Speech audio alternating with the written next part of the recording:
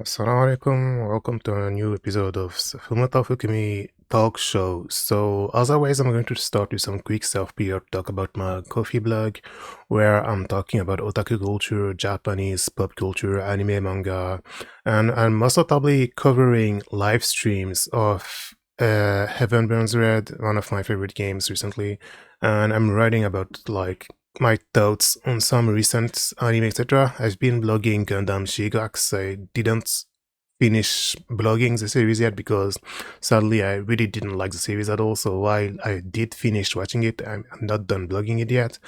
So yeah, I'm gonna put as always a link in the description below. So please check it out. So yeah, I've been doing like live translations and stuff on Twitter, on Blue Sky, and most probably the other day for the release of Death Stranding 2, there was a Japanese event with Kojima and with Tsuda Kenjiro, the seiyu's Japanese voice of Sam, who became popular over 25 years ago for voicing Seto Kaiba in Yu-Gi-Oh! And ever since he voiced tons of other roles.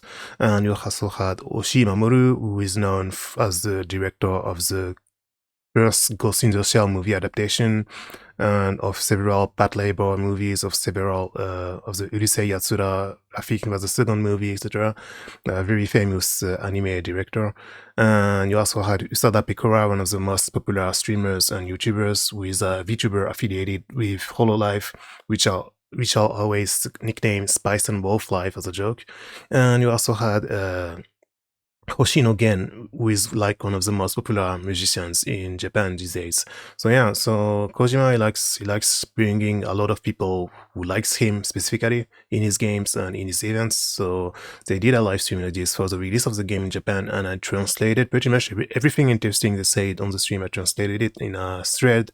So this was pretty easy to translate, like not to count my own horn, but it was pretty easy because usually in Dark Souls, in Japanese Dark Souls like this, you have all the quests together, but this, it was organized in a way you had Kojima on stage, and then each quest they came in one by one, so it was pretty easy to translate the discussions and stuff. So at first you had Sudaken who talk about the game's dubbing and stuff. And yeah, so they talked about how much time it took to dub the game, like how much time it took to develop the game, like how they were affected by by the pandemic, etc. Like Kojima talking about how he wanted he wanted to clone Tsudaken, so every player has its own Tsudaken actually voicing Sam while they play the game, etc. They were doing a lot of random shit chat like this, right? So I translated pretty much everything. If you wanna check it out, I'm gonna put the link in the description below. So yeah, Tsudaken was the first quest, and then you had Oshimamuru, and Oshimamuru is playing a pizza chef in the game, and Kojima was talking about how initially the pizza chef was like a joke character, and initially it was a serious character, but Kojima wanted to make him more and more as a joke character, and at some point he even made all his dialogues lines, pizza, pizza, pizza, pizza. And then Oshi got mad, so he changed that back to like real conversations. They also talk about how Chiba Shigeru is the seiyuu voicing Oshi in the game, and Shigeru already voiced Oshi in live action movies and stuff like over 30 years ago or something, like in the 90s. And Chiba Shigeru is one of the most prolific, most veteran seiyuu in Japan. He was most notably the narrator in the Hokuto no Ken anime, like the narrator screaming in the in the episode previews like Hokuto no Densetsu mitaina. So the narrator, like I can't do his voice, like the narrator is screaming all the time in Hokuto no Ken. He also voiced many other characters. In Prejurism he was also in there as well. So he's a veteran seiyuu nowadays, and he's also a seiyuu sound director nowadays. Shiba Shigeru, he most notably works as a sound director, and he was also the sound director on Xenoblade 2, for example, and maybe 3 as well. I never checked, but for example, he was voicing Rex's grandfather, Seiryu, the Azure Dragon, Rex's grandfather in Xenoblade 2, and he's also voicing, I forgot his name, but the guy with the mask in Xenoblade 3. And in Xenoblade 2, he was also the sound director, but I don't know, I never checked if he was also the sound director in Xenoblade 3. But yeah, so they showed some footage of him dubbing Hoshi, and then Hoshi really, really praised Kojima, so Kojima was kind of moved and stuff, like, there was also a point where Oshi was about to fall down because his chair was like not well adjusted enough. Like it was like kind of like this, and then Kojima like naturally got up and actually helped him out and stuff. Like obviously a lot of people make Kojima jokes about how big his ego is, etc. But he's at the same time he's just an otaku. He's actually a nice guy. Like he actually not like naturally like it's pretty interesting because the MC was talking and is she didn't notice and Kojima accidentally got up and she was like what's happening, and he went out to help Oshi was like this in his chair because they didn't adjust his chair properly. So yeah, it was pretty interesting to watch. And after that you had the next guest was I think it was Isoda Piccola, right? So yeah, after that you had a Q&A with Kojima as well, talking about the game and how he decides about on the cast, etc. And basically he said he just like putting people he likes in his games. So basically all the movies and all the games he likes, he contacts people, hey, do you want to be in my game? And if they say yes, if they have the time to record and to be scanned, like they just put them in the game. And so yeah. You also talk about the onsen stuff. Like I'll let you read everything. I'm not gonna actually read everything myself. And yeah, so yeah, next you had Ustada Pekora. She talked about how she was surprised and super honored to be in the game, etc. And lastly, you had Hoshino Gen. And the thing interesting when Hoshino Gen was talking is how he said there's some kind of secret with his character in the game, and it's not really a secret, but it's the kind of thing that most players will never think about. So Kojima was like, I'm challenging you to find it, but if you find it, don't tell people on the internet how to find the secret, and just say, hey, I found the secret. And Hoshino Gen was saying how he basically improved everything for this part, for this secret to record for it. So yeah, that was pretty interesting. I'll put the description I'll put the link of this thread in the description below. So I would really appreciate it if you could read it and like share it with your friends and stuff to give me some PR and stuff. So the next thing I wanted to talk about is how it's actually the 20th anniversary of Sakura Taisen 5, Saraba Aishiki Hitoyo, which was like the last game in the series until the PS4 game in 2019.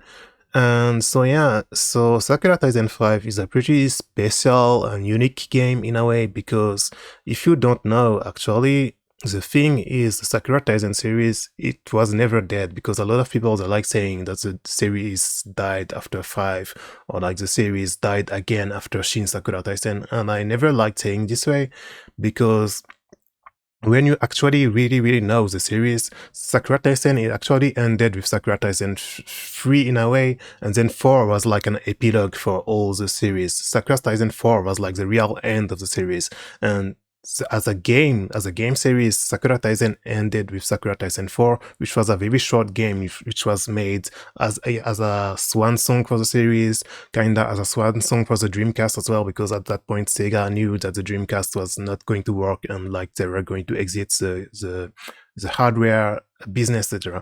So Sakura Taisen 4 is a very unique game, so it's like an epilogue. It's a very short game and it's like an epilogue, and it's kind of like Yu-Gi-Oh! GX Season 4 if you're familiar with that, or it's kind of like Shenmue 2 CD4 if you're also familiar with that. Like it's this kind of pretty rare thing that you rarely have in Japanese games and anime and stuff, like an actual big epilogue. So yeah, so Sakura Taisen already ended before, and then they tried to keep the series going with a new team and brand new characters with Sakura Taisen 5, which was pretty good. Like a lot of people, they say it's not as good, etc., but like it's fine for what it is. And Sakura Taisen 5 was also the only game in the series that was officially localized and translated and released in the America, in US. until Shin Sakura in 2019. So yeah, so it was the game's 20th anniversary. So it shows like time flies, and like it's been really it's crazy. Like it's already been 20 years, and so yeah, the Famitsu, as always, they always do some short articles to talk about anniversaries, and so they just talk about some of the memories about the game and put some screenshots, etc. It's not very interesting articles. Sometimes they actually do interviews with the developers and stuff, but most of the time not. It's just like an SEO. It's just like a clickbait. Hey, this is the anniversary of this game today, and nothing else.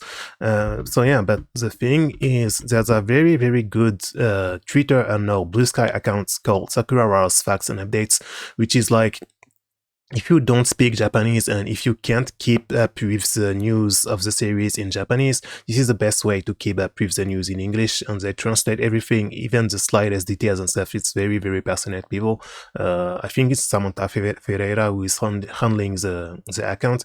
They are like one of the most prolific and famous like Sakura Taisen fan. So they properly translate like all the stuff, etc. And most notably for the 20th anniversary of Sakura Taisen 5, there's going to be an anniversary event in Japan, and it's actually going to be streamed for those who can't go, but sadly it's going to be region locked because of like processing issues, as I explained, as I translated. So yeah, so all the seiyuu of the game and several people will be back for the Kaiō show, for our new stage show. So yeah, this is also one thing why I always dislike saying the Sakura Taisen ended or the Sakura Taisen series died, because even if this game stopped with Sakura Taisen 5 20 years ago until 2019 with Shin Sakura, the Kaiō show, the stage plays with the seiyuu acting as the characters and doing musicals and singing and acting, etc. This always continued over the years. Like it's never actually stopped, and they regularly do these kind of events even now. So this is one of the reasons why I don't like when people say like the series died. And personally, I also really like Shin Sakura Taisen, and I'm still hoping that they actually do a sequel one day, even if it's very unlikely. And I really hope at the very least Sega, they try to do something again, and they try to at least port the game to Switch, because the game is a PS4 exclusive until to this day, which I assume was kind of a deal with Sony. But sadly, even though they did this kind of deal, they didn't, like Sega didn't want to put too much money in the game, and they didn't fully voice the game, which is one of the biggest weaknesses of the game, in my opinion. A lot of people, they complain about the lack of tactical RPG, which is, in my opinion, completely irrelevant, because Sakura Taisen at the end of the day is about the characters and the stories and the relationships, etc. And it doesn't really matter that much what battle system it is. And I think Shin Sakura Taisen managed to convey that very well on the characters, and the story is really good, but sadly it's kind of like a prologue and there's no sequel, and we never know what actually happens. Like the whole Shin Sakura Taisen is only like the story of Amamiya Sakura, and all the other characters, you only get very small bits of their backstory and their story and their background. So yeah, I still hope there's a Shin Sakura Taisen 2 one day, and I hope they at least try to port the game on Switch to sell more copies and stuff, and try to do something else with it. Okay, so very short news I wanted to talk about next is how Kadokawa has announced a Slayer's 35th anniversary event, and most notably an exposition, Slayer's exposition, art exposition, with a brand new artwork by the illustrator Araizumi Rui Sensei. Really cool artwork with all the party members that Lina ever adventured with. So you have Naga, Gauri, Ameria, Zeros, Mirena, Luke, Zeros, and I forgot who this is. I think this is the elf girl, maybe in the new volume or something. I'm not sure who this is, or maybe this is a representation of Araizumi Sensei. I'm not sure, but yeah, they drew this brand new, really cool illustration. So yeah, there's going to be this event on September in Japan, in Tokyo, Soramachi. from September 13th to September 28th. So if I'm in Japan, inshallah, I would definitely love to go there because Slayers, like I always say, is one of my favorite series of all time. Like extremely good world building, extremely good writing, incredible characters, incredible story, etc. So yeah, so it's going to be for the 13th anniversary of the original novel, which recently, like I say recently, but it's already been like at least 6 or 7 years ago now since the light novel has been restarted, and there's a new Slayer special Slayer Spirit novel that got released recently as well with Naga. Ojo, Oji to Ojo to Dragon to by Hajime Kanzaka. It released a few months ago, a brand new Slayer Spirits novel. Slayer Spirit is kind of like, it's like Slayer Special. It's like the side stories with Naga, which is set before the story, but this time it's actually set like after. I don't know, I'm not sure. And you actually have Gauri and all the characters as well. I didn't read it yet. I didn't read it yet. I just saw the cover. On the cover, you have Naga and Lina, and then you have cards of all the other characters. You have cards of Gauri and Amelia, Zergadi, etc. So I didn't read it yet. So yeah, see, you have a card of Gauri, Zeru, Amelia. So I wonder if they actually meet each other or maybe it's something else. So I need to read this. So this released like just a few months ago, right? It was like in March 19th. So yeah, this was a brand new volume that's released just a few months ago. I need to read it. So yeah, Slayer is one of the best series of all time. You should watch the anime if you never did. You should watch the OVS, the movies, etc. It's definitely much better than anything probably airing right now. Like if you think like if you're sick of like fantasy series with lame settings, with no explanations, no world building, if you're sick of the Naruto, which most people call isekai genre, if you wanna see a real anime with a real world building, etc., you should definitely check out Slayers. So yeah, I just want to quickly talk about this. And hopefully, maybe they're actually going to make a new anime because they still never made an anime to adapt the arc with Luke and Millennia, right? So if you never read the novel, these two characters at the left, you don't know who they are because they never appeared in any of the anime adaptations. So hopefully one day they will actually animate their arc, their saga in the novels, and then animate the new novels that have been released recently these last few years. So yeah, I just wanted to quickly fanboy about Slayers.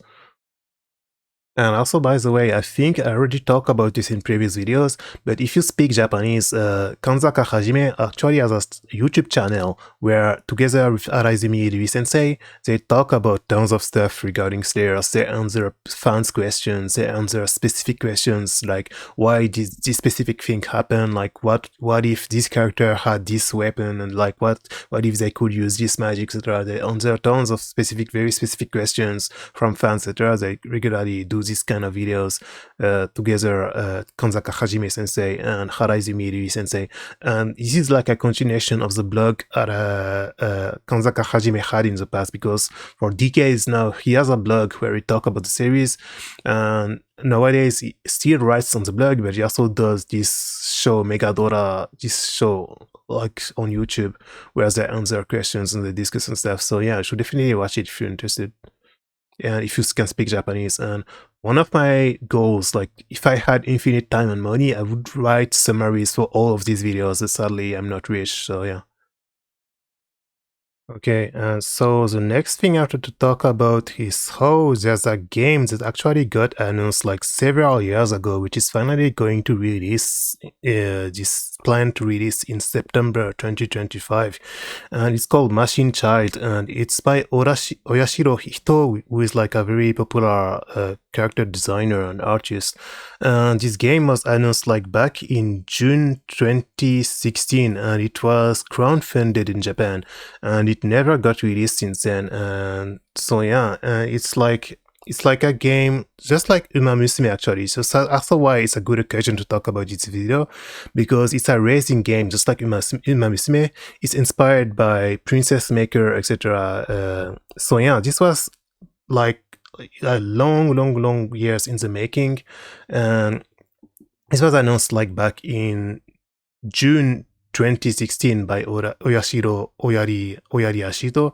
And yeah, she's like a racing game. Exactly, like it's very similar. If you look at the UI, it's very similar to Princess Maker, right? So yeah, now that the game is finally going to release, they are slowly doing some PR for the game, and they most probably publish a video with the title screen, BGM, for example. So you have the title screen BGM, that got released like just a few days ago. And you can see at the bottom right of the video, you can see it's version 0.84.02. So yeah, the game is finally going to get in version 1 and actually going to release pretty soon. So this is one reason I want to talk about it, but I actually wanted to talk about it for several months now, but I never had the time, because back in January, Oyari Ashito actually tweeted that he was actually playtesting the game. So yeah, back in January, it teased that after like 8 years, the game is finally going to release soon. He was playtesting the game. And by the way, he did another, I didn't open it. Oh, I opened it here. So yeah, he did also post an article to explain the game. So yeah, you can choose between 3 characters to raise, and it's exactly just like Princess Maker, right? So you have 3 characters: Florine, Cordelia, Chloe, and then you can raise their status. They have different stats: morality, charisma, vitality, sensitivity, intelligence. Exactly, like it's very similar to Princess Maker. And like they say, Ashiro, Oyari Ashito said so in the article. Basically, he always really liked Princess Maker, so he always wanted to make a similar game. So yeah, so for example, you can see how the characters grow over the years as you raise them. So yeah, for example, this is the same character, right? This is I think her name Chloe. So you can see Chloe, like you can raise characters. So yeah, it's a raising sim. So it's just like Uma Musume.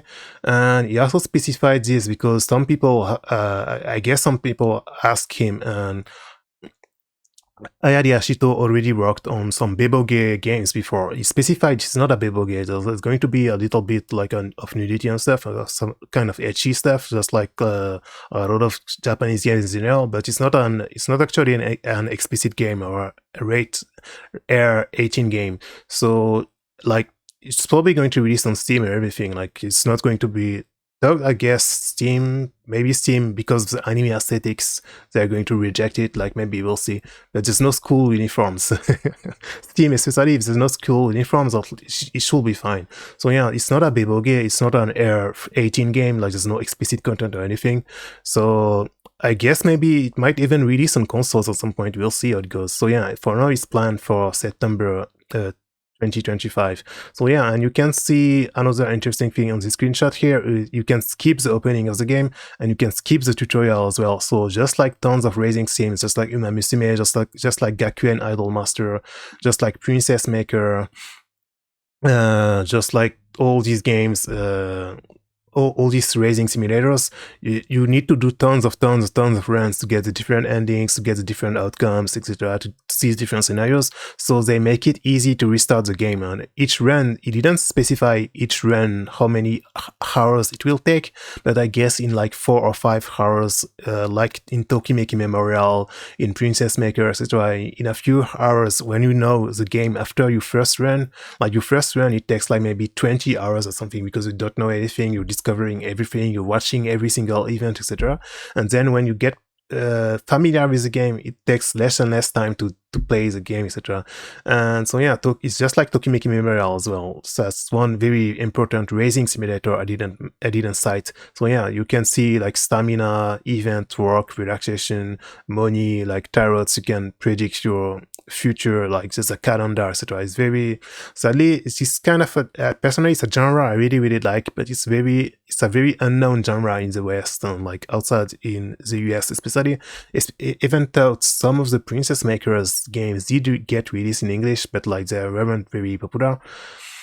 And yeah, Nowadays, with Uma Musume getting popular, maybe there's actually going to be some kind of renaissance of raising sims in outside Japan. Maybe some people will see how fun these games are. Like it's just fun, like raising characters and like raising.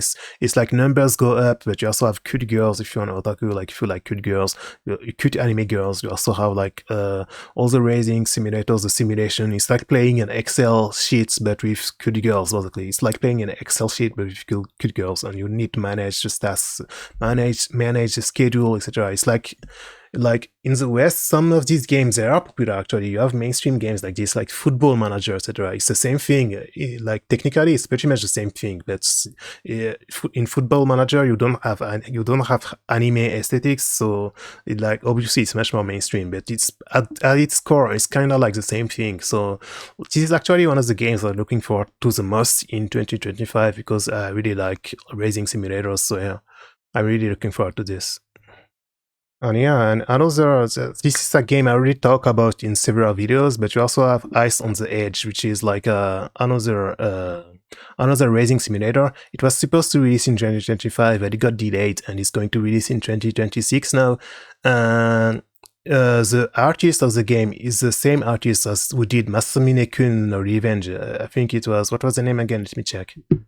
Yeah, and the artist of Ice on the Edge is Steve Sensei, who is also the mangaka of Masamune-kun no Revenge, which is a romantic comedy, a rom-com I really like from the 2010s decade. So yeah, Chief Sensei is the illustrator. You can really tell she has a very unique style when it comes to the eyes specifically, and you can really tell it's her. And so yeah, this game is one of the games I'm looking forward to the most in 2026, and it's also a racing simulator, and it's just like Gakuen Idolmaster in how it's a racing simulator mixed with cards. So you have a card system. I don't think there's some screenshots here showing it. Oh, yes, there is. Yeah, they added them later because on the Steam page, these screenshots wasn't there yet. They got added recently. So yeah, you have cards to use. It's just like in Gakuen Idolmaster, like you have turns, and then you need to pick your program, and your program is represented by cards, and it's like a cards game roguelite. You need to build your deck to have the best cards for the best stats, etc. It's exactly just like Gakuen Idolmaster. And so yeah, this is going to release in 2026, and it's one of the games I'm looking forward to the most. Another racing simulator. And I need to make a specific video one day where I'm talking about the racing simulators I like, etc. So the last thing I wanted to talk about is how there was finally a trailer for the new Hokuto no Ken anime that got announced 2 years ago. It's going to air in 2026, and the trailer reveals that it's actually a full CG anime, which is actually something I guessed, and sadly I was right, because they said Saishin no Eizo Gijutsu, and the last animation technology. So I was wondering, maybe they actually mean it's going to be CG, and yes, it was CG, sadly. So the trailer, it looks kind of bad, to be honest. So yeah, like I'm not sure what to expect, and I'm already going to show you a little bit because of all the violence and stuff. I'm not sure I can show this on YouTube, but yeah, sadly it looks quite bad. So yeah. Like, not really not a fan. But the thing is, at least the cast looks really good. And the cast for Kenshiro, they got Takeuchi Shunsuke, who is like one of the manyest voices, newest voices in the seiyuu industry from these last 15 years. And it's very funny because I knew it would be him, because in 2016, Takeuchi Shunsuke voiced Alexander Yamato in the King of Prison movies. Incredible character, really incredible voice. Ever since the very first King of Prison movie in 2016, I've been thinking if they ever do a new Hokuto no Ken remake again, and they will definitely will, because it's a classic, and like every 20 years there's a new remake, it will be one of the top choices, and I was right, they picked him. So yeah, Kenshiro voiced by Shunsuke Takeuchi, and they also published a message from the seiyuu, and in his message, Takeuchi said, "I am very honored to be part of the Fist of the North Star, a title that captures the universal theme of human nature. For me, Fist of the North Star is a story of love, friendship, human love, hate, and philanthropy. I think the various forms of love expressed in this work are its greatest appeal. As long as there is love, humanity can surely be reborn. I would like to cherish and show this unraveling theme. So yeah, this is I really like this message because sadly, Hokuto no Ken is a series that is extremely misunderstood in my opinion. Like this, it's a over 40 years series now. Like a lot of people, they never actually read the manga, they never actually watched the first anime adaptation, and they only hear it's the most violent anime ever, like it's the most like gore anime ever, etc. But actually it's a story about love and friendship and all the relationship Kenshiro has with the other, with the Nanto masters, with his brothers Toki, Rao, with Jagi, and with Shu, with Ray, all the characters, with Bat and Lin as well, obviously. And it's a really exceptional story about love and friendship and stuff. A lot of people sadly they don't know this because they just think, oh, it's a extremely like it's an ultra violent anime, most violent anime ever, etc. And I'm happy Takeuchi mentions this because I hope like at least even if the anime looks bad because it's very very bad CG, at the very least I hope they will nail the story correctly and they will properly convey the themes and they will actually adapt the manga properly, which the original anime for 40 years ago already did. But like I hope that they don't do what people think Hokuto no Ken is instead of doing what Hokuto no Ken is. And sadly, this is the feeling I get with the latest Berubara movie, for example, for the Versailles Nobara, the Rose of Versailles movie that released in early 2025. I get the feeling it's a movie where instead of remaking the original anime or the manga, it's a movie for people who never saw the anime and who never read the manga, and they think this is what Versailles Nobara is, which is not what the movie is in my opinion. But yeah, so yeah, and another example is Final Fantasy VII Remake. They did a really good job with that.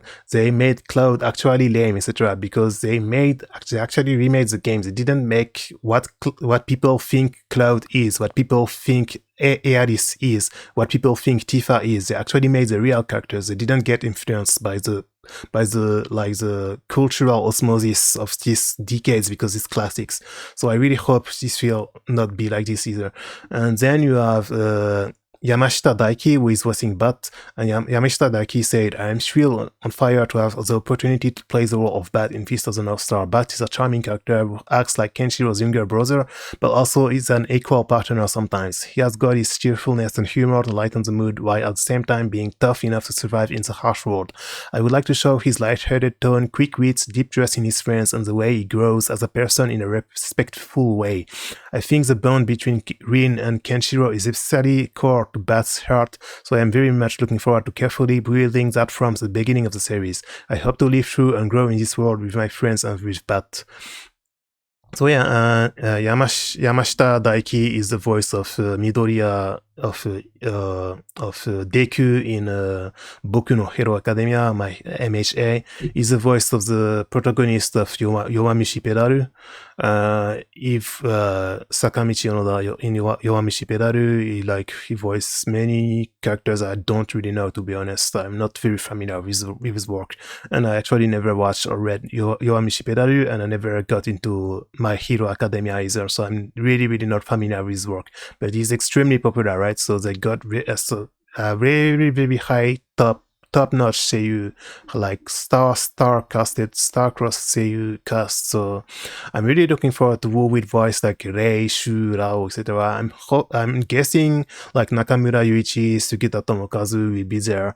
I'm guessing Akio Otsuka will be there. Like a lot of very popular male seiyuu will be there, in my opinion, to voice Soza. Like I wonder who Soza will be voiced by, maybe Tsuda Kenjiro, like maybe, I don't know. So yeah, I'm really looking forward to the cast, even if the anime looks bad and it's CG. I'm just really looking forward to the cast and I'm pretty hyped.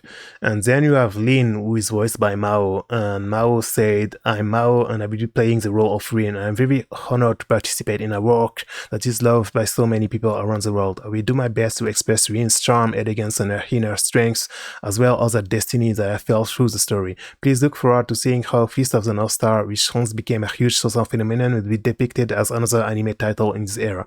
So yeah, and Mao is one of my favorite seiyuu of all time as well. Like when it comes to recent seiyuu, because she's like she's been voicing for over 10 years, but like she's still recent to me. So yeah, she is Snow White in Nikke, which is one of the best characters in Nikke. She's also in Grand Blue. She's in very most popular social most popular anime. She's in there. Like she's one of the most prolific female seiyuu of these last 10 years. She's Mayuri-san in Ririsa, really good anime. I don't know if the anime is good, but the manga is extremely good. She was Alice in Sino Alice, yeah.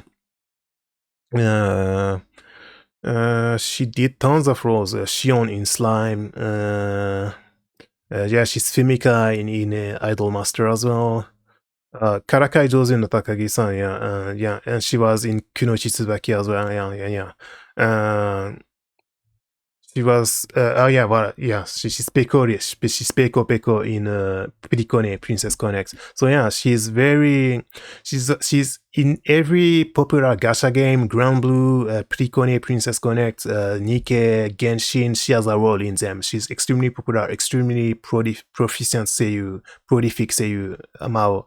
So yeah, Hokuto no Ken, new anime, new remake. Like I said in a previous video, in previous articles, I'm not a big fan of anime remakes compared to games remakes, because I think there's even less of a reason to remake anime series, especially because anime series, obviously, sadly, a lot of younger anime fans, if they never watch anime from over 20 years ago, they think it looks bad, they think it looks old. But in my opinion, anime never gets old. Any anime never gets old. And if you should, obviously, like a lot of people, they don't like long-running anime, and it's something I talked about in an article recently as well. But like, you should just read the manga and you should just watch the original Hokuto no Ken anime. Obviously, there's some recaps episode, but it's an extremely good story. Like I said, it's an extremely incredible story about friendship and love, and a lot of people, they don't realize this and just think it's a violent series, etc. But it's extremely important, and it's almost just as important as Gundam in Japanese pop culture and in pop culture in general. It was extremely influential. Like, often this is like Gundam, like Macross, Space Battleship Yamato, Evangelion, and now Madoka Magica 10 years ago, and Suzumiya Haruhi, and it's all part of the same, like extremely influential, extremely like super, like the kind of anime, Senseiya as well, etc. Dragon Ball, of course, Senseiya, Shichianta, Sailor Moon, etc., etc., etc. All these animes that they build pop culture as it is today. Obviously, even older stuff, Mazinger Z, Getter, etc., etc., etc. All these series, Oni-sama A, of course. You shouldn't forget the Josei Miki as well. Sadly, people, they only talk about shonen stuff lately, but Glass no Kamen, Esu Onerae, like Esu Onerae, Versailles no Baras talk about area as well. All these series together with Hokuto no Ken, etc. It's one of the most influential anime of all time, and there's a reason why I like it so much, and people all around the world like it so much. So you should read the manga, you should watch the original anime. The first anime remake from 20 years ago, I didn't like it much, so I'm even less interested in this remake in a way, but at least I'm pretty hyped for the cast. So yeah. Yeah. So yeah. All these classics like Captain Tsubasa, Senseiya, Hokuto no Ken, Glass no Kamen, etc. Like pretty much every 20 years they get a new remake. So yeah, the last Hokuto no Ken remake was 20 years ago with Abe Hiroshi voicing Kenshiro. Abe Hiroshi is a very popular Japanese actor. He's one in the Tamae Romae live action adaptation. He was in Kekkon Dekinai Otoko, which is one of my favorite Japanese drama series, etc. So I didn't like the remake movies from 30 years ago. They were good in some points, but they had a lot of weird story changes that I didn't like. Hopefully this will not have weird story changes that I will hate. So yeah, that's all for this episode of the Film Metal Fukumi talk show, Otaku talk show. Thanks for watching. Remember to like and subscribe, and remember to check out my coffee in the description below. Thanks for watching. Bye.